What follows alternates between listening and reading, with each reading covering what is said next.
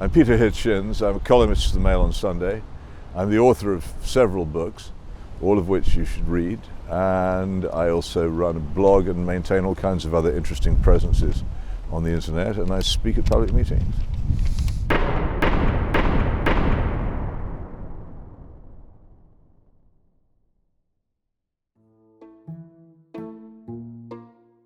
I'm a social and moral conservative and a Christian.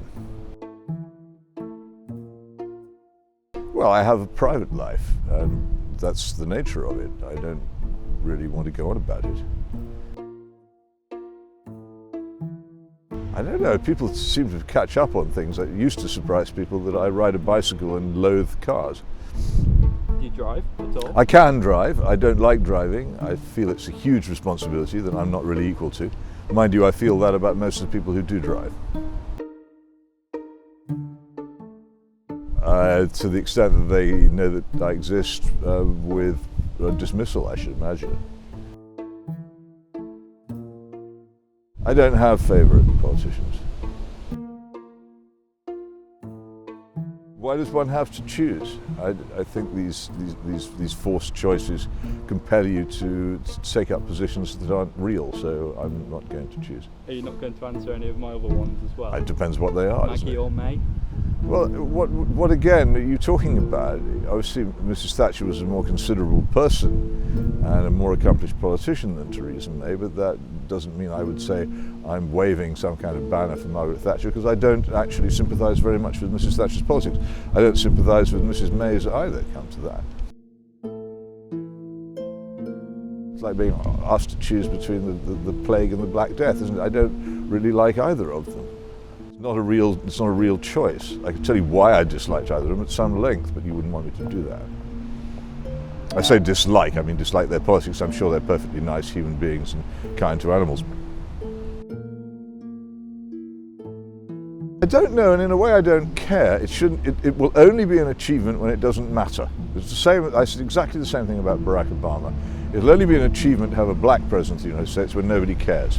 As long as people continue to think that this is a defining issue, then the barrier won't really have been burst. The point is, people should be president of the United States on their merits, not on their sex or on the colour of their skin. And I think when that's achieved, then we'll be able to pat ourselves on the back. Until then, let's not.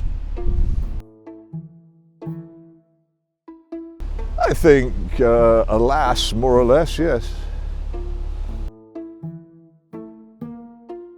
What do you mean by naughty? Well, mischievous, perhaps. I don't know. I can think of some very bad things I did, but I wouldn't want to tell you about them. Through any fields of wheat? No fields of wheat, no. I did once break into a government fallout shelter. I can't imagine how anyone could make me audition for a talent show. Can you do any impressions? Can I do any impressions? I think that's for others to judge. I have no idea what you mean. It's a football question, so we'll Oh, I make a point of knowing nothing about football. Well, I don't really like Chinese food very much. I do like Indian food, but I would prefer to have it in an Indian restaurant than have it as a takeaway. I have never understood why there was supposed to be a conflict between liking cats and liking dogs. I think they both have their delights and advantages. None.